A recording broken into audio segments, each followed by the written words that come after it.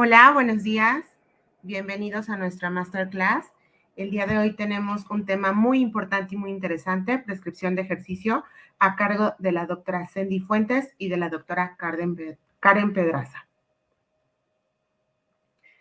Les doy unos avisos muy importantes. Recuerden que estamos en el momento de credencialización de ILSO. Por favor, los invitamos a adquirir su credencial.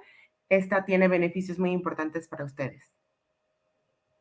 También estamos a punto de arrancar nuestro curso de habilidades digitales en el emprendimiento en salud. Es un curso bastante interesante y bastante importante en todo lo que son redes sociales y cosas del día de hoy como TikTok, como Facebook, Instagram. Entonces los invitamos a inscribirse. También vamos a tener nuestro diplomado avanzado en actualización y capacitación en obesidad y síndrome metabólico. Este inicia el próximo mes de marzo. No, este mes ya, perdón, ya estamos en marzo. 14 de marzo iniciamos este diplomado. Tenemos nuestro seminario en neurociencias. Este seminario es con modalidad presencial, entonces también los invitamos a participar en él del 13 al 15 de marzo.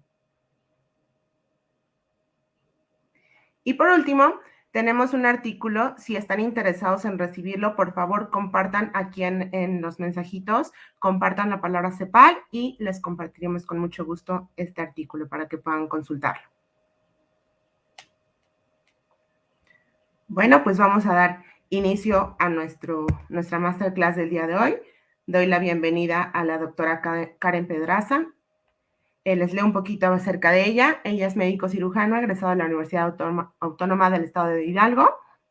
Ella es pediatra, está trabajando en hospitales y demás con niños. Entonces ella nos va a hablar un poquito acerca de este tema tan importante hoy en día, que es la obesidad infantil.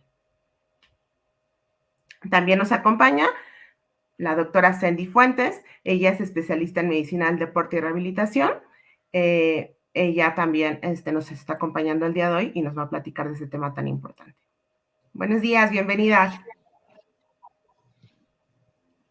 Gracias por la invitación. Pues vamos a iniciar con esta presentación.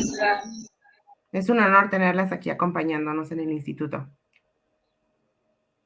Gracias. Les cedo la palabra. Adelante. Muchas gracias por la invitación, ya que son temas muy importantes a tratar y que, como ya lo habían visto en sesiones anteriores, bueno, la obesidad infantil pues es una enfermedad muy importante que debemos de tratar de manera adecuada. Y quiero iniciar con una reflexión. El mundo dejó de moverse. Hace apenas unas cuantas generaciones, la actividad física era parte integral de la vida cotidiana. En nombre del progreso, la hemos minimizado de manera tan significativa que la inactividad física en realidad parece normal. Esto lo podemos observar en nuestro país de acuerdo al lanzamiento del 2018-2019. 84.6% de los escolares de 10 a 14 años no cumplen con la recomendación de actividad física de 60 minutos de actividad moderada vigorosa 7 días a la semana. Además, se observó que el porcentaje significativamente mayor de niñas es de 87.4% en comparación con los niños en un 89.9% que no cumplen con esta recomendación. De acuerdo al tipo de localidad, el porcentaje de niños inactivos es elevado en un 85.3% en áreas urbanas y el 82.6% en áreas rurales. Y finalmente, 56.4% de los escolares informó haber superado la recomendación de tiempo frente a pantalla más de 2 horas al día. En cuanto a la población adolescente, 53.7% de los adolescentes cumplen con la recomendación de actividad física. Al estratificar por sexo, se observa un porcentaje menor de mujeres, un 46.3% cumple con esta recomendación en comparación con los hombres, un 60.9%. Y de acuerdo a lo reportado a la media de tiempos sentados al día, se reporta un 4.8% horas. Teniendo en cuenta los costos y las consecuencias de la inactividad física, pues resulta claro que el momento de actuar es ahora. Las intervenciones enfocadas al cambio en los estilos de vida continúan siendo el estándar de tratamiento en los pacientes pediátricos que viven con sobrepeso y obesidad. Un metaanálisis efectuado por Solmi y colaboradores evaluó la efectividad de cada una de las intervenciones implementadas en la prevención y tratamiento de la obesidad infantil, encontrándose que la mejor intervención consiste en talleres educativos, modificación de la alimentación, hábitos saludables, actividad física como parte del manejo multidisciplinario. Tenemos que en cuanto al manejo nutricional, las intervenciones están ampliamente establecidas. Sin embargo, en cuanto a la actividad física y prescripción de ejercicio en niños y adolescentes que viven con obesidad, aún se encuentran limitantes con respecto a la adecuada prescripción para brindar el efecto terapéutico requerido. Sin duda, tenemos un gran aliado de nuestro lado. Los beneficios para la salud que se asocian al ejercicio regular ya ha sido ampliamente respaldado por la comunidad científica, considerándose el ejercicio como un agente hipolipemiante, hipoglucemiante, antihipertensivo, inotrópico positivo, cronotrópico negativo, vasodilatador, diurético, anorexigeno, reductor de peso, catártico, neuroestimulante, que disminuye principalmente el cáncer estrógeno dependiente, mejora la función inmunológica, tiene cualidades ansiolíticas, hipnóticas y antidepresivas. Cuando se trata con niños y adolescentes que viven con obesidad, es importante tener claro que la actividad física puede ciertamente asociarse con gasto de energía. Sin embargo, no es menos relevante su trascendencia en el desarrollo somático, motriz, social, emocional e intelectual. Tenemos que saber que la actividad física es cualquier movimiento o actividad que se genera por la contracción de los músculos esqueléticos y que esto va a aumentar el gasto de energía por sobre la tasa metabólica en reposo. Esto va a incluir al deporte y al ejercicio, pero también incluye las actividades diarias que se realizan en el hogar o actividades recreativas. En los niños, esto puede incluir caminar, gatear, correr, saltar, subir o brincar objetos, bailar, montar sobre juguetes con ruedas, saltar la cuerda, cualquier tipo de movimiento que ellos hagan y que tenemos que motivarlo en su vida diaria. La actividad física es un determinante para la modificación de la condición física, la cual se puede definir como la capacidad de un individuo para completar diariamente actividades y funciones sin experimentar dolor o cansancio excesivo. Cuando los niveles de actividad física son inadecuados o no se cumplen estas recomendaciones, existe una mayor probabilidad de desarrollar un nivel físico que puede verse afectado negativamente, con la disminución de las capacidades aeróbica, el esfuerzo muscular o equilibrio. Estas alteraciones pueden hacer más difícil el movimiento y el juego activo, por lo cual los niños pueden experimentar mayor fatiga muscular, molestias o ser más propensos a caídas. Del mismo modo, los niños y adolescentes que viven con obesidad pueden presentar alteraciones musculoesqueléticas, ortopédicas y biomecánicas, de las cuales más adelante nos hablará la doctora Sendy. Los factores señalados, a su vez, pueden afectar el interés o el nivel de confianza del niño de participar en juegos activos. Esto puede conducir a niveles más bajos de actividad física. Por lo tanto, es importante detectar diferentes barreras al movimiento para manejarlas adecuadamente una vez que han sido identificadas. En un estudio que se realizó en el Hospital General de México, en la Unidad de Bienestar Infantil, viendo e interrogando estas barreras que tenían, principalmente se reporta falta de motivación con un 52.9%, falta de espacio en un 29.4% y falta de tiempo en un 17.6%. Cuando nosotros prescribimos y hacemos estas recomendaciones de actividad física y ejercicio, es importante poner atención a estas barreras. También es importante estimular la actividad física en las diferentes etapas de la vida, dando la oportunidad de desarrollar las habilidades de movimiento esenciales por medio de juegos creativos y la práctica de diversas destrezas. Para obtener los mayores beneficios de salud, la Organización Panamericana de la Salud y la Organización Mundial de la Salud recomienda seguir las pautas de actividad física y comportamiento sedentario, Estas actividades deben ser divertidas, apropiadas para la condición y desarrollo del niño. Así que tenemos que en los lactantes menores de 1 año se recomienda estar físicamente activos varias veces al día, en particular mediante el juego interactivo en el suelo. Cuanto más tiempo es mejor, y se sugiere permanecer al menos 30 minutos en posición prona, distribuido a lo largo del día. En lactantes de 1 a 2 años de edad, la recomendación es realizar al menos 180 minutos de diversos tipos de actividad física de cualquier intensidad, incluidas la actividad física moderada a enérgica, también distribuidos durante todo el día. En preescolares de 3 a 5 años de edad se recomienda realizar al menos 180 minutos de diversos tipos de actividad física de cualquier intensidad, de los cuales al menos 60 minutos deben de ser de moderada a enérgica, deben de evitar permanecer inmovilizados más de 1 hora, y debemos de tener cuidado en crear experiencias tempranas positivas a esta edad. Esto les va a permitir opinar sobre lo que significa divertido y van a querer volver por más. A esta edad, la recomendación de ejercicio es el juego lúdico. En escolares y adolescentes, la recomendación es al menos un promedio de 60 a 180 minutos al día de actividades físicas moderadas e intensas, y pueden realizarse en 2 o 3 sesiones. Se recomienda incorporar actividades aeróbicas intensas, así como aquellas que fortalecen músculos, huesos, al menos 3 veces a la semana. En los adolescentes, una combinación de entrenamiento tanto aeróbico y de resistencia va a mejorar la condición física y la composición corporal.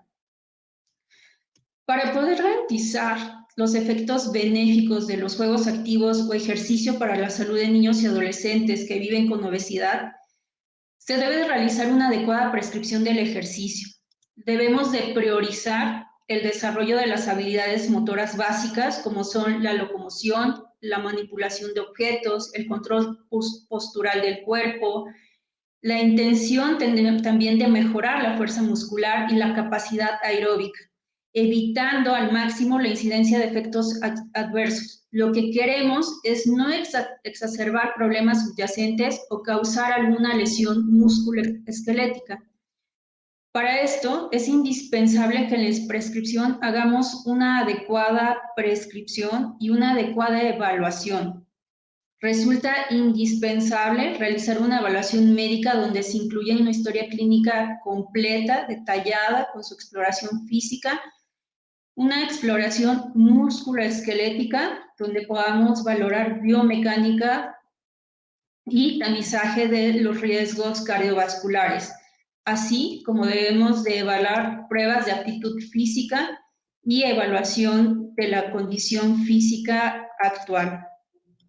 También debemos de valorar la evaluación de motivación a cambio para poder hacer una adecuada prescripción. La prescripción la debemos hacer mediante el modelo FIT, donde agregamos 2 letras más, que es PPE, y estas se refieren al tipo, a la frecuencia, a la intensidad, tiempo, tipo de ejercicio, agregando los complementos progresión, precauciones, y en los niños y adolescentes es muy importante entretenimiento y diversión. En esta prescripción del ejercicio debemos tomar en cuenta que debe haber una especificidad, una individualización, debe de haber variedad. Debemos de saber que hay una adaptación al ejercicio, las sobrecargas que debemos de hacer, las progresiones que se deben de dar, y que si nosotros no realizamos de manera constante el ejercicio, puede haber una reversibilidad de todas estas adaptaciones. Y es importante dar el seguimiento y la retroalimentación de los objetivos y resultados que queremos alcanzar. Como les comentaba, la prescripción del ejercicio debe ser bajo los componentes FIT, y vamos a ver cuáles son cada uno de estos. Recuerden que el ejercicio es como un medicamento en el cual debemos de realizar claramente la prescripción de todas sus variables. Tenemos que la frecuencia es las veces por semana que se va a realizar el ejercicio. Estos pueden ser de 3 a 5 veces por semana, va a depender de la edad, del nivel de condición física de nuestro paciente y se sugiere que el programa de ejercicio se realice como mínimo 3 veces por semana en días alternos, con el objetivo de lograr ejercitarse de 5 a 6 días a la semana. La intensidad va a reflejar la carga o velocidad a la que se realiza la actividad, de acuerdo a la magnitud del esfuerzo requerido para realizar el ejercicio o la actividad física que hagamos. Esta puede ser medida por el aumento del ritmo, la frecuencia respiratoria, el grado de agotamiento percibido durante el ejercicio, donde ya tenemos algunas escalas que nos pueden ayudar, como la escala de percepción de esfuerzo del work. Y también la dificultad para hablar, que está relacionado con la frecuencia cardíaca. Y también ya tenemos algunas tecnologías que nos pueden ayudar, como son los marcadores de frecuencia cardíaca, estos relojes que nos pueden ayudar a ir indicando a qué frecuencia cardíaca estamos trabajando. Esto para tener un mejor control de la intensidad. En cuanto al tiempo, va a representar la duración, ya sea en minutos, en repeticiones o en distancia del ejercicio que nosotros realicemos. En cuanto al tipo de ejercicio, se va a referir al patrón de carga de ejercicio, a la fuente predominante del sistema de energía que suministramos durante el ejercicio. Debe de ser también de acuerdo a la edad y a la condición física de cada uno de nuestros pacientes. Hay mucha duda en cuestión de cuál es el mejor tipo de ejercicio que podemos prescribir tanto en los niños como en los adolescentes. Pues bien, se han realizado varios estudios. El estudio que les quiero presentar hoy es el estudio realizado por Ronald y colaboradores, el estudio HERTI. Este es un ensayo clínico aleatorizado en donde el objetivo fue determinar los efectos del entrenamiento aeróbico, el entrenamiento de resistencia y un entrenamiento combinado sobre la composición corporal en adolescentes que viven con sobrepeso y obesidad. Se incluyeron adolescentes de 14 a 18 años, se dividieron en 3 grupos de ejercicio, asistían al gimnasio 4 veces por semana durante 6 meses.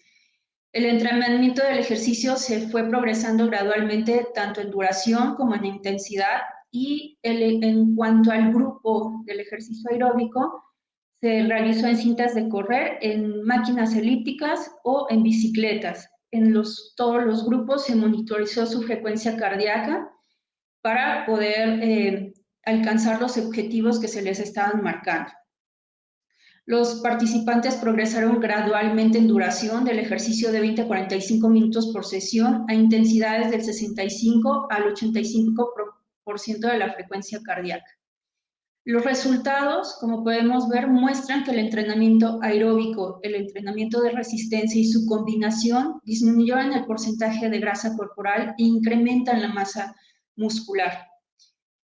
También les quiero presentar un estudio que hemos realizado en el Hospital General de México en la Unidad de Bienestar Infantil, donde hemos hecho también la comparación mediante un ensayo clínico aleatorizado en escolares y adolescentes de 8 a 16 años para comparar los efectos que tiene un ejercicio libremente elegido versus un programa de entrenamiento a través de videos. Y también fue monitorizado ambos ejercicios por medio de monitores de frecuencia cardíaca para lograr los objetivos requeridos, los cuales se progresaron en intensidad, en tiempo, en frecuencia. Lo que observamos, como se pueden dar cuenta en las gráficas, es que en ambos grupos mejoró el índice de masa corporal, estando en un índice de masa corporal de obesidad, hay una mejoría a sobrepeso. Como vemos, también mejora la masa muscular y disminuye en ambos grupos el porcentaje de masa grasa. Vemos que en ambos grupos de tratamiento mejoran el HDL y disminuyen triglicéridos, colesterol y LDL. Así como también vemos que las variables de condición física, como son el índice de fuerza, salto largo, salto vertical, que nos hablan de fuerza muscular de miembros inferiores, y también teniendo la variable de consumo máximo de oxígeno, mejora en ambos grupos de tratamiento. Con esto quiero hacer la conclusión en el tipo de ejercicio, que se puede lograr un beneficio significativo a través de cualquier tipo de ejercicio, siempre y cuando se realice una adecuada prescripción. Y también quiero hacer hincapié que en el tipo de ejercicio, recuerden que tiene que ser entretenido y acorde a la edad de nuestros niños. En cuanto a progresión, es el aumento gradual de los componentes del entrenamiento. La carga se va a ir incrementando de manera paulatina y no de forma desordenada, ni con cambios bruscos en la intensidad o el volumen. Esto debe de ser planeado, controlado, para evitar sobrecarga permanente. Debemos de garantizar que el organismo responda a ellos con eficacia y que los descansos permitan una aceptación de cargas mayores posteriores, evitando que los niños o adolescentes no entrenados se puedan lesionar.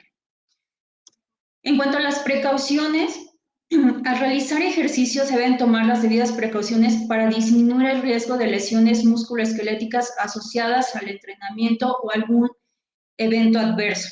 Dentro de estas debemos de considerar mantener las sesiones de ejercicio supervisadas por una persona calificada, asegurar que el entorno físico en el que se practica una actividad sea adecuada y sin peligros para la realización del ejercicio, utilizar el equipo de protección adecuado para cada ejercicio, respetar la técnica adecuada en cada ejercicio, utilizar la ropa y el calzado adecuado, así como mantener una nutrición e hidratación adecuada antes, durante y después del ejercicio.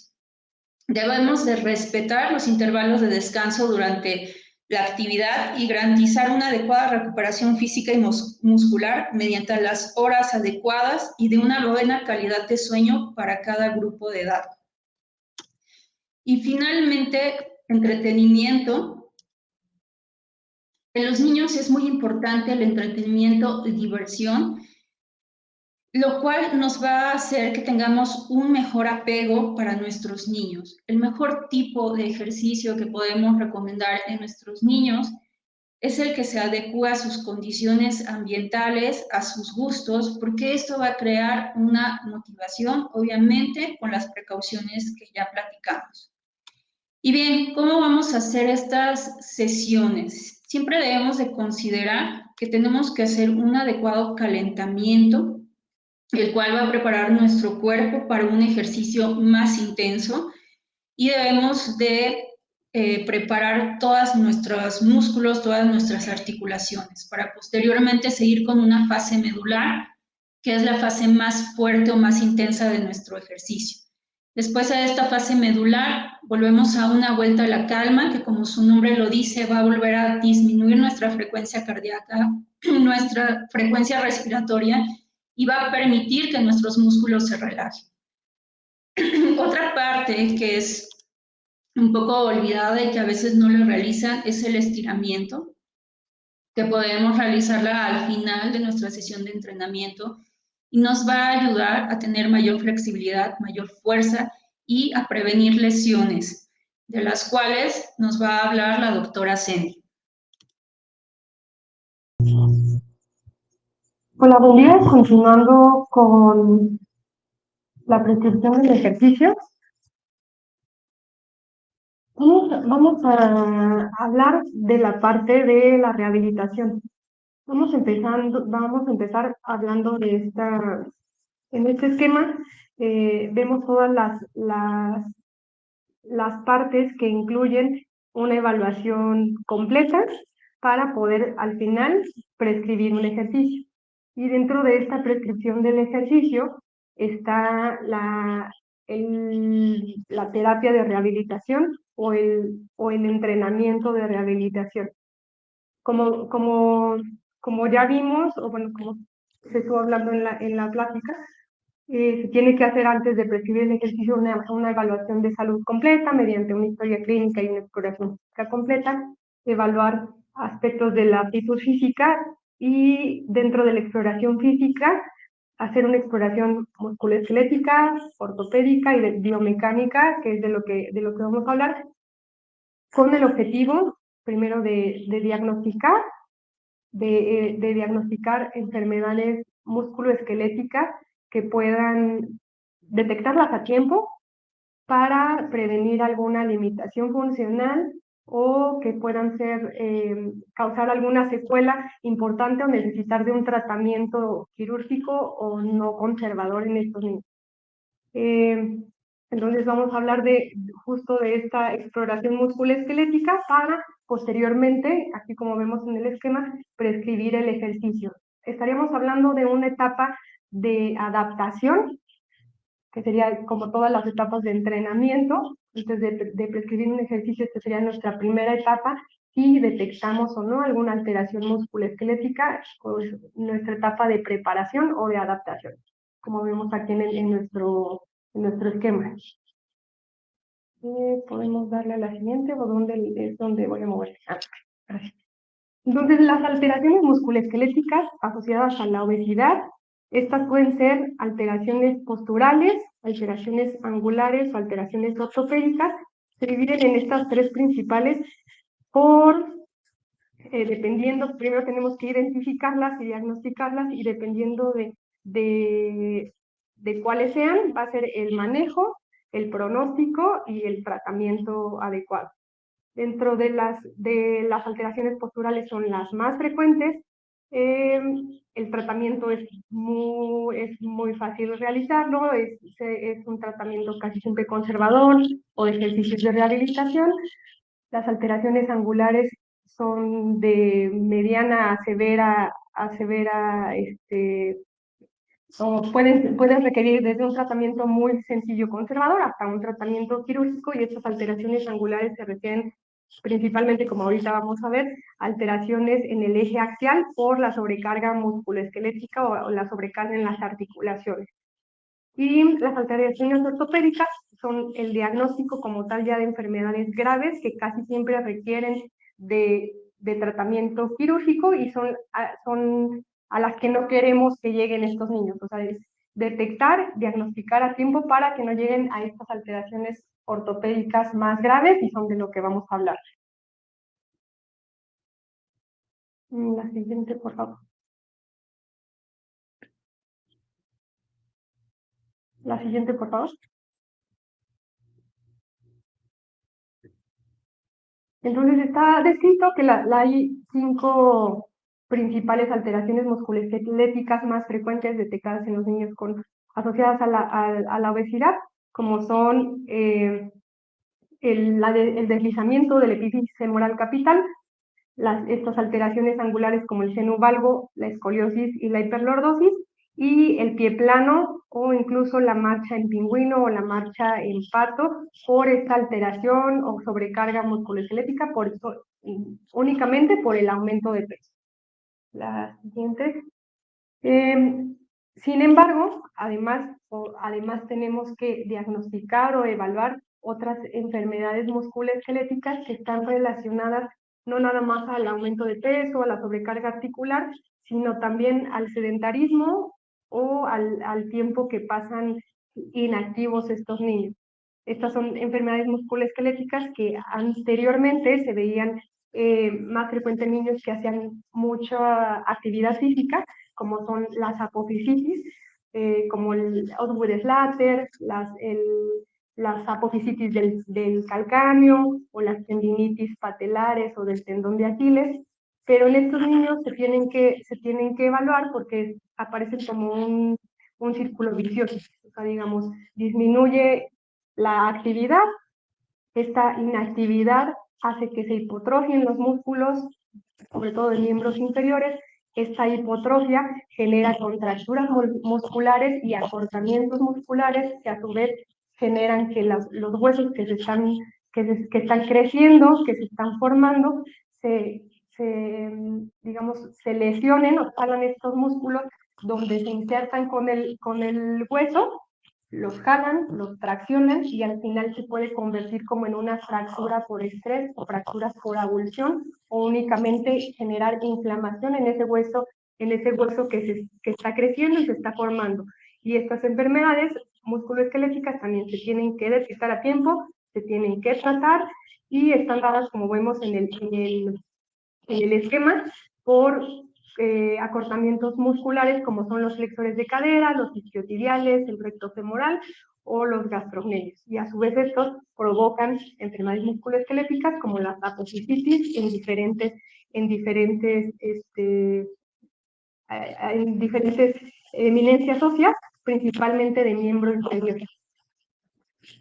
Entonces esto tenemos que diagnosticarlo. Otras son las alteraciones posturales, que les comentaba, son muy frecuentes, son las más frecuentes, son muy fáciles de detectar y a la vez también tratar dentro de nuestro manejo de rehabilitación. Entonces las alteraciones posturales ya descritas, que están asociadas en los niños con obesidad, están asociadas con la obesidad, son desde alteraciones en el equilibrio, alteraciones en la marcha, aumento de la base de sustentación, aumento en la fase de contacto de la marcha, hay una menor longitud del paso, aumenta la fase del doble apoyo durante la marcha, y alteración en el balance estático y alteraciones en el balance dinámico también. Y estas alteraciones, sobre todo en la marcha, están descritas en niños con obesidad, y sobre todo son estas de las que estamos hablando. Se ve que hay un mayor movimiento del plano transversal de la pelvis, hay una mayor rotación de la cadera, hay una mayor flexión de la cadera, mayor movimiento en abducción y aducción de la rodilla, aumenta la fase de apoyo durante la marcha, aumenta la base de sustentación, hay una mayor fuerza de contacto tibiofemoral y una mayor fuerza de activación de sóleo y gastrocnemio. Y a su vez, por lo tanto, esto genera mayor estrés articular, mayor estrés en los tendones de las articulaciones y a su vez lesiones, que son las que tenemos que detectar, evaluar y detectar a tiempo para que no progresen a dolor, limitación funcional e incluso hasta generar fracturas por estrés o fracturas por abulsión. Dentro de las alteraciones ortopédicas, que son las que les comento que son las que están descritas más frecuentes asociadas a la obesidad, pero también son las más graves o las más severas que requieren de tratamiento invasivo. Obviamente que las vea el especialista, que es el ortopedista pediátrico, y las alteraciones ortopédicas más frecuentes son la enfermedad de Perthes o el escal de Perthes, la enfermedad de Blount, el deslizamiento del epífisis capital femoral, la desviación angular de rodillas, sobre todo el valgo de rodillas, y el pie plano. La enfermedad del escal de Perthes es una complicación de la epifisiolitis o del deslizamiento de la cabecita femoral de la cadera. Esta ya es una complicación, ya no nada más se deslizó la cabeza femoral como vemos en la imagen, se desliza por el aumento del peso, por el estrés, únicamente por el estrés o el aumento, la sobrecarga articular, se comporta como una luxación del fémur, y a su vez esta luxación, si no es diagnosticada o tratada a tiempo, se puede ver alterada la irrigación sanguínea de esta articulación y generar una necrosis avascular. Una necrosis que es la enfermedad del escal de Perthes. Entonces son enfermedades muy graves que necesitan diagnosticarse a tiempo para no llegar a estas complicaciones en estos niños con obesidad. Entonces está descrito que el 50-70% de los pacientes que tienen deslizamiento de la epífisis capital femoral son niños con obesidad.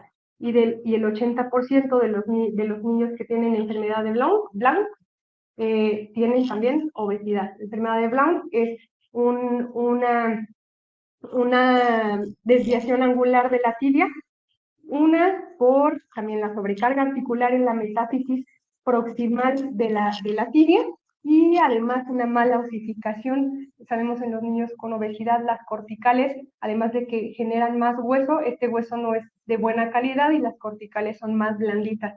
Entonces hay una desviación, una deformidad angular de la tibia, y también el 80% de los niños que tienen la enfermedad de Blount ya diagnosticada son niños con obesidad. Entonces, es un punto importante para hacer un diagnóstico o cualquier niño que tenga dolor inguinal o dolor en región media de la caderita que irradia hacia la región medial de la rodilla, es un foco rojo.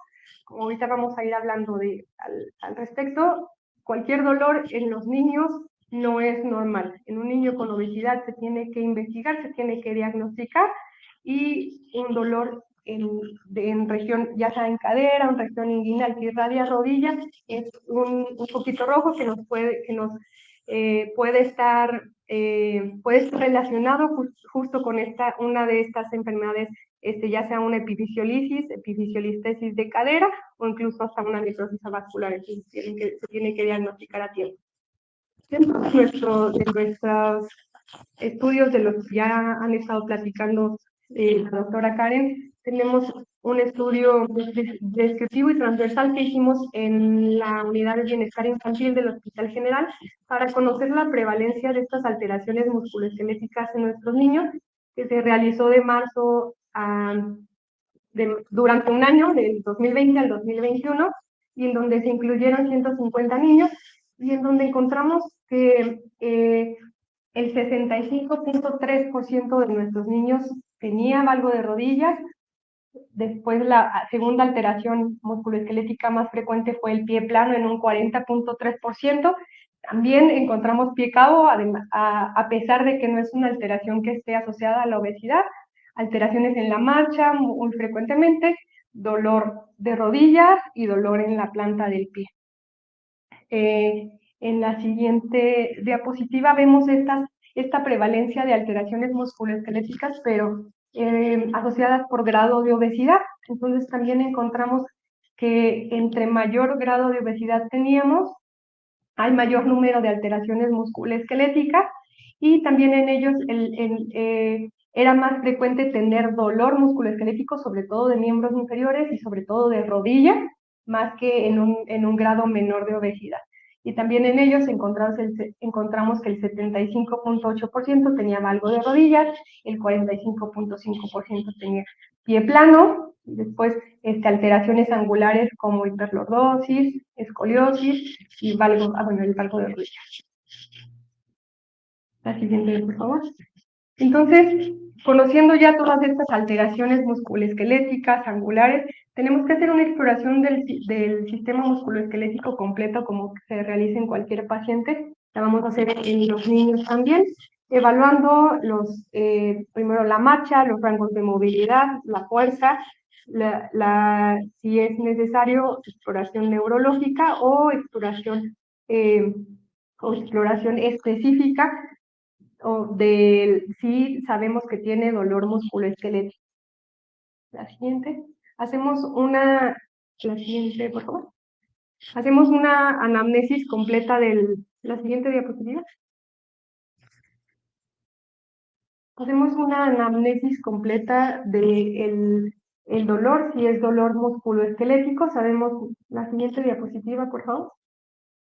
Si sabemos que tenemos, primero, dentro de nuestra historia clínica, hacer mi anamnesis completa. Entonces sabemos si el niño con mayor razón tenemos dolor musculoesquelético, tenemos que investigar las características del dolor, los antecedentes relacionados, el dolor si tiene síntomas acompañantes, cómo es este dolor, si se irradia hacia algún lado, la frecuencia de la presentación, si hay limitación funcional o no, si le limita las hacer actividades, si limita la actividad deportiva o la actividad en el ejercicio, y los síntomas asociados que puedan no solo hablarnos de un dolor musculoesquelético, sino a lo mejor de alguna otra enfermedad más compleja o alguna enfermedad incluso reumática. La siguiente, por favor. Entonces, dentro de esta exploración musculoesquelética vamos a hablar, ahí ya nos digo, ahí la letra, bueno, En esta nada más en esta diapositiva vemos la exploración de rangos de movilidad completa en los niños, que se tiene que hacer siempre sistemática, bilateral y comparativa. Y aquí vemos los rangos de movilidad de manera activa, que el niño solito los haga, hasta incluso a los niños les divierte que tú le estés diciendo qué movimiento hagan y ellos te imitan, ¿no? Aquí vemos el movimiento de la columna desde cervical, dorsal, lumbar, movimientos de abducción, flexión y extensión de hombros, movimientos de muñecas, de codos, que sean completos, que no tengamos limitación, dolor o inflamación, y generalmente miembros inferiores pues se exploran de manera pasiva, ¿no? Primero hacerlo de manera activa, después pasiva y después contra resistencia, o la exploración dirigida si sabemos que tiene un dolor musculoesquelético como tal. Por favor, la evaluación de la marcha, pues sabemos que esta marcha puede ser de manera cuantitativa o cualitativa. De manera cualitativa, nada más realizar la inspección de estas fases de la marcha, la fase de apoyo y la fase de balanceo, que sean completas, normales, adecuadas, y vemos el movimiento de la marcha en un espacio por lo menos de 5 a 6 metros, que nuestro paciente camine, ver cómo son estas fases de la marcha, viendo de manera caudocefálica, al revés, de hacia abajo hacia arriba, los movimientos del tobillo, de la rodilla, de la cadera, este balanceo en ese que se describe como normal. La evaluación de las alteraciones, de la postura, o la evaluación postural, la evaluamos de manera estática, en bipedestación, en posición neutra, y lo que vamos a encontrar normalmente en los niños con obesidad, pues son anteversión de hombros, eso ya también, las alteraciones posturales ya están bien descritas, anteversión de hombros, inclinación de hombros, anteversión o incluso retroversión más bien de pelvis, con hiperlordosis, una lordosis más pronunciada de la columna lumbar, el valgo de rodillas, que es mucho más frecuente, y si hay un valgo de rodillas, el aumento de la base de sustentación, o incluso desviaciones en supinación del antepié para mejorar esta base de sustentación.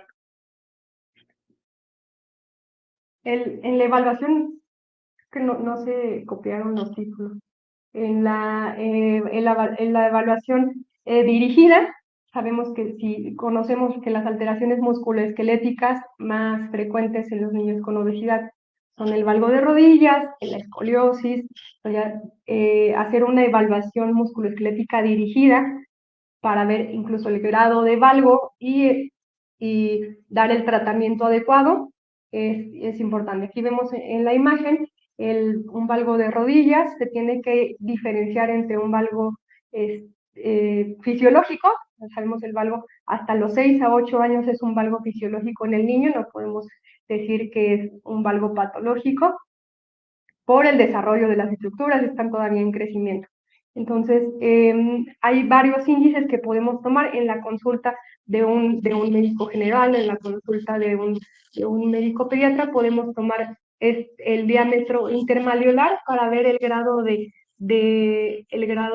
valgo, y así, si requiere o no una intervención por otro especialista, como sería el ortopedista pediátrico. Entonces, un diámetro intermalleolar mayor de 8 centímetros, que es medir, así como vemos en la imagen, medir el diámetro que hay entre un malleolo y otro, con las rodillas juntitas, y que esto mida más de 8 centímetros, nos habla de un valgo grado 3, y que lo más seguro es que requiera de otra intervención. Además, nuestra intervención es, como ahorita vamos a ver en las próximas diapositivas, dejar ejercicios para fortalecimiento de aductores, de vasto medial, relajar vasto lateral, para mejorar sobre todo posición articular, fortalecer para dar estabilidad articular, además del tratamiento ortopédico que requiera, dependiendo del grado. La siguiente, la evaluación de la huella plantar. Como decíamos, una de las alteraciones más frecuentes es encontrar un pie plano. Entonces, la evaluación de la huella plantar es muy importante en estos niños, y se puede hacer tan sencilla como en un plantoscopio, se habla de que es una evaluación pues muy subjetiva, porque podemos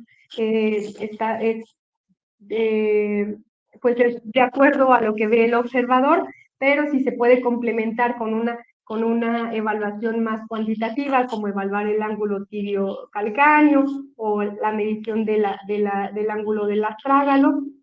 Se puede hacer más cuantitativa para diagnosticar un pie plano, o simplemente si no realizamos estas mediciones, hacer una medición clínica, hacer que nuestro paciente se pare de puntitas o nos ponemos atrás de él y vemos esta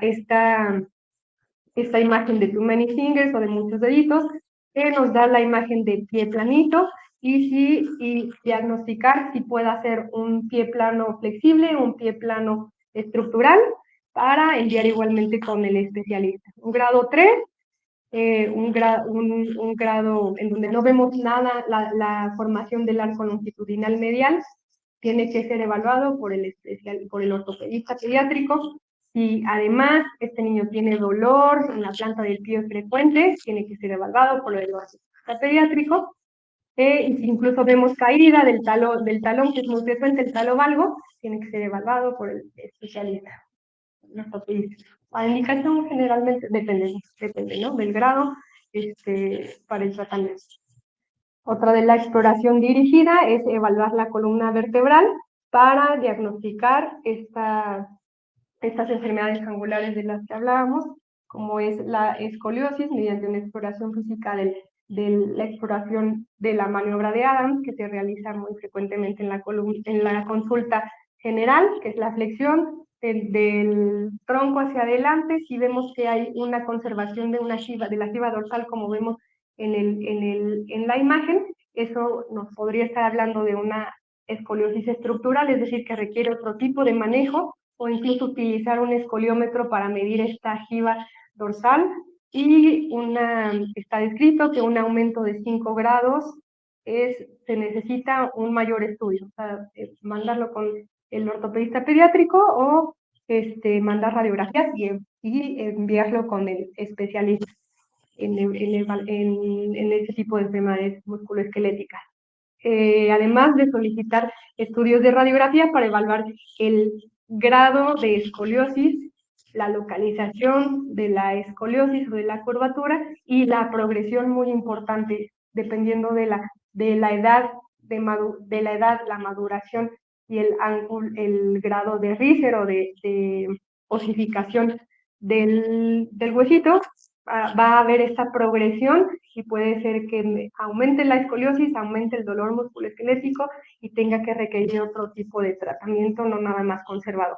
Y ahí también nosotros intervenimos. Si es un grado leve, menor de 5 grados nuestra escoliosis, lo más, cuando hacemos maniobra de Adams se compensa, es decir, no hay una jiba dorsal, lo más seguro es que sea una escoliosis musculoesquelética, a veces por contractura muscular, por posición se generan contracturas musculares, y ahí nosotros lo que hacemos es indicar ejercicios de rehabilitación para fortalecer columna lumbar, core, o ejercicios también para fortalecer abdomen y mejorar estas desviaciones, sobre todo posturales, que tienen estos niños. La siguiente. Entonces también la siguiente nos podemos ayudar de otras escalas cuantitativas, además de nuestra exploración subjetiva, como son la escala visual de la marcha de Edimburgo, en donde si notamos alguna alteración de la marcha, esto ya es cuantitativa, medimos ángulos, movimientos activos y pasivos de la articulación, y nos da un estadio de alteración de la marcha. Y así también el tratamiento. El sistema de clasificación de la función motora, muy utilizada en niños, sobre todo en niños con parálisis motora, que podemos utilizarla sobre todo para ver la función motora de nuestros niños, si realiza o si tiene alguna enfermedad musculoesquelética agregada, y estadificar también. Y el EOS al final también es una escala que nosotros utilizamos mucho, sobre todo para evaluar esta funcionalidad y la funcionalidad mecánica asociada a si hay alteración en la funcionalidad en la vida diaria, si realizan o hay alteración en las actividades de la vida diaria, de las actividades deportivas o no. Siguiente, por favor. Entonces, nuestro tratamiento de rehabilitación, ya vamos. Nuestro tratamiento de rehabilitación justo está enfocado en, primero tenemos que hacer este diagnóstico, esta evaluación en los niños que no tienen un grado, por ejemplo, en esta imagen vemos ejercicios muy sencillos que podemos dejarle a los niños con un valgo de rodillas para fortalecer sobre todo aductores, utilizando una pelota, hacemos ejercicios isométricos, contando 5 segundos de contracción, 5 segundos de relajación, y ejercicios de estiramiento para la banda iliotibial, el músculo externo de nuestra pierna, recordando que siempre los ejercicios de rehabilitación es nuestra primera fase digamos, del entrenamiento o nuestra primera fase de adaptación para posteriormente hacer una prescripción de ejercicio. Forma parte de nuestra prescripción de ejercicio la primera fase. Entonces, los objetivos en esta otra diapositiva que están ejemplificando un tratamiento, pero de rehabilitación de escoliosis, es mejorarlas. Siempre todos los tratamientos de rehabilitación tienen que estar enfocados primero en objetivos y sobre todo en los niños, ¿no? Enfocarlos en qué es lo que vamos a trabajar en ello, y en esta nada más vemos en los ejercicios de columna vertebral, mejorar la funcionalidad, mejorar la estabilidad de la columna vertebral mediante indicar ciertos ejercicios para fortalecer, pero siempre y cuando, lo que les comento, entre más sencillos sean estos ejercicios, más divertidos sean, no son iguales los ejercicios de rehabilitación que se le deja a un niño a los que se les deja a un adulto. Tienen que ser fáciles de realizar, que ellos los entiendan, explicarlos al papá, incluso que entren dentro de las actividades de la vida diaria. O sea, por ejemplo, en la siguiente diapositiva vemos los ejercicios de Ritter o los ejercicios para pie planito. Les decimos a los niños que se vuelva dentro de su rutina. Antes de que nos dormamos hay que hacer nuestros ejercicios para el piecito. Vamos a caminar de puntitas y vamos a caminar de talones, o después de que nos lavamos los dientes, vamos a hacer nuestros ejercicios con la liga o con la pelota. Entonces, en los niños sabemos que tenemos que buscar estrategias para tener un mejor apego. Entonces, entre más sencillos sean los ejercicios, más divertidos sean, y incorporarlos a la rutina de la vida diaria, podemos lograr un mejor apego. Entonces, los objetivos en general de nuestros ejercicios de rehabilitación, primero son mejorar habilidades motoras, mejorar postura, mejorar equilibrio, propiocepción. A su vez, mejorar la motivación para posteriormente hacer actividad física o ejercicio físico más complejo. Sabemos que también estos niños, al final, por el aumento de peso o el aumento de la alteración en estas capacidades físicas, tienen riesgo de caídas, riesgo de fracturas por estrés o por el riesgo de fracturas ante una caída, que probablemente si no tuviéramos este aumento de peso no tendríamos igual el riesgo. Mejoran con estos ejercicios de rehabilitación también el riesgo de lesiones, el riesgo de caídas, y nos permite tener una mejor seguridad durante la participación posteriormente a un ejercicio físico.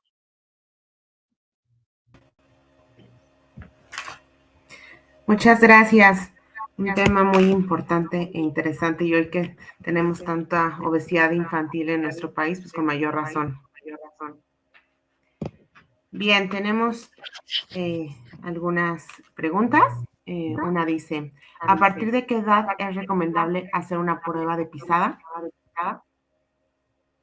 Si vemos que si hay alguna, o sea, nosotros como papás podemos ver alguna alteración en la pisada, pues a partir de los 6, 8 años, el examen se puede hacer siempre, o sea que un ortopedista pediátrico pueda descartar alguna alteración musculoesquelética, se puede hacer siempre. Más bien, cuando ya pueda hacer algo estructural o que nosotros vemos que nuestro niño camina con los piecitos hacia adentro, las rodillas hacia adentro, y vimos que no se ha modificado a partir de los 6, 8 años, está indicado ya una evaluación por un médico especialista. Si empezáramos a ver, por ejemplo, este tipo de problemas, ¿sería recomendable que nosotros como papás empezáramos con los ejercicios o hay que llevar ahora sí que al niño al especialista? Se tiene que llevar al niño al especialista, así es, pues es que no hay en general los ejercicios de rehabilitación no nos van a generar un daño, ¿no? Pero si no son necesarios, pues no está indicado realizarlos. Lo ideal es que nos evalúe un especialista en la materia y que los indique. Perfecto.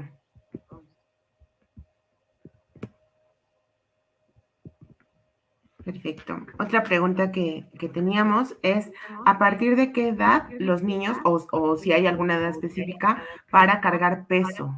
Y niños y adolescentes pueden cargar peso, ejemplo, pesas, mancuernas.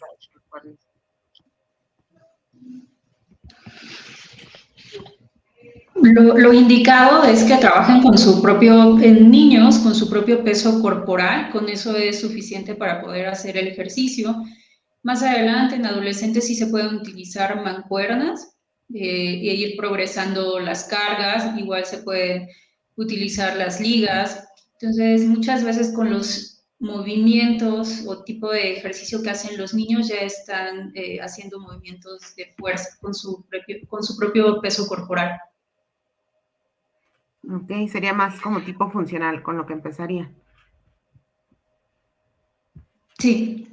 Perfecto.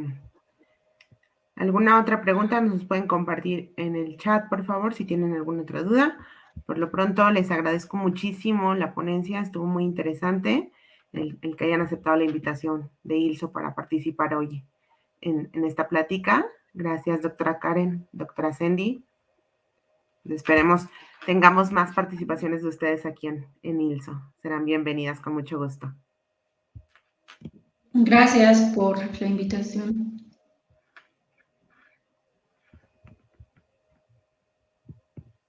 Preguntan, ¿qué tan inapropiado es iniciar halterofilia en niños? Es un poquito parecida a la anterior, la pregunta.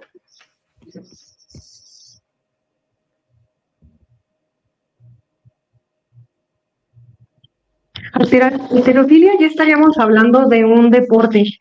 Y en los niños, pues, no está indicado, la halterofilia como deporte, o sea, ya sería algo competitivo, en donde compiten incluso por cargar peso y por esta imagen corporal que entre mejor se vean es mejor, eso es más puntos, ¿no? Entonces, no es algo indicado, no es un deporte, primero no es un deporte por salud indicado, no es un deporte que sea para los niños, en realidad más bien tendría que estar ya completa la osificación y la maduración muscular para poder indicar, y sobre todo si van a hacer cargas máximas, porque es lo que hacen en este tipo de deportes. Entonces no está indicado en niños. Ok, perfecto. Estaríamos afectando hasta el mismo desarrollo. Así es, y más por las cargas máximas que hacen. Ajá, o sea, no van a trabajar con un peso adecuado para ellos. O sea, el peso, como comentaba la doctora Karen, en un niño que está en desarrollo, en formación, es trabajar con su propio peso. Ese ya es un ejercicio de fuerza, irlo progresando y hasta que haya una maduración muscular y esquelética completa, es cuando se puede ya trabajar, a lo mejor iniciar con peso, pero igual, siempre se inicia desde un 60-65% de fuerza. Nosotros le hablamos de una repetición máxima, pero incluso no está indicado hacer una repetición máxima en niños, porque nos puede generar lesiones y también nos puede generar sobrecarga articular, entonces no está indicado, porque nos puede generar lesiones. Ok, nos dicen, ¿hay alguna estrategia que se esté llevando en las instituciones como escuelas para la prevención del sobrepeso y la obesidad? Sí hay muchas estrategias que están implementando en escuelas, de hecho, donde se ha visto que es un buen momento de oportunidad para estas estrategias, es precisamente las escuelas. Y sí se han hecho muchas intervenciones.